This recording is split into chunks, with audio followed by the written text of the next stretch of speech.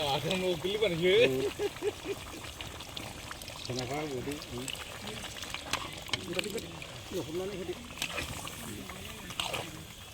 everyone, welcome back to my YouTube channel. ओमफ्राय नै बेरेफुंजानि नोंथांमोनखौ आंनि चेनेलाव फिन खेबसेबाव बरायहरफिनलायबाय आरोना। ओमफ्राय दायो आङो न'आव फैदों आरोना बेरेफुंजानि। ओमफ्राय बिदायाहाय आंखौ दोनबोनानै थांबाय आरोना। ओमफ्राय दायो मानो फैदों होननानै बुङोब्ला जोंहा रायजोआव एसे दिनैहाय माने बोसोर गोदान हाबबोनोसै नालाय, ओंखायनो गाबोन लास्ट बे बोसोरा गाबोन संक्रान्ति। ओमफ्राय दिनैहाय गामियाव एसे जोंना माने बोसोर जोबनोसैखाय माने बोसोर गोदान हाबनोसैखाय माने थाखा फैसानि बहुद माने मिटिं जानांगौ सावरायनांगौ दं नालाय। ओमफ्राय दा सावरायनायजों लोगोसे जोंहा गामियाव बेदर जानायबो नेम दंखायो गोदोनिफ्रायनो। ओमफ्राय दा बेखायनो आङो फैदों आरो। ओमफ्राय जोंहाथ' बाबाया थैनानै थांबाय। ओमफ्राय बाबा थैनानै थांखांनायनि उननिफ्रायनो रायजोआव ओंखारनायनि दायथ'आ आंनाव जानानै दङ आरो।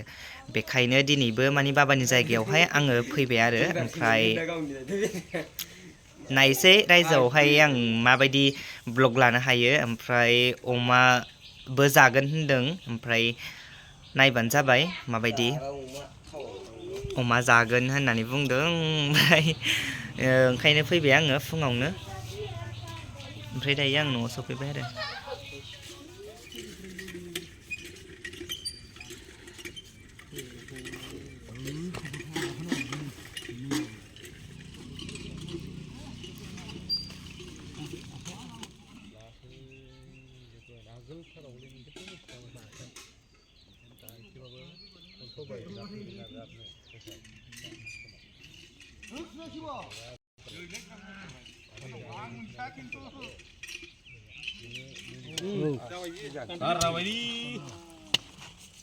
देर केजिजों सुदोलाय बेखौ बेदरखौ दोनहरजोबदो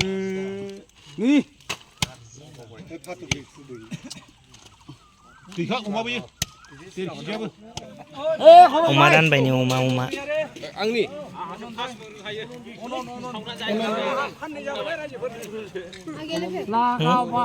फाननो लांबाय नों बानलु गायनायाव होनोसै नामा आंलाय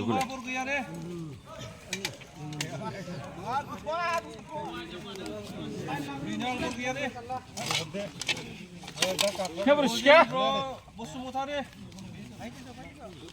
गजेन्द्र वीरेन्द्र समरेन्द्र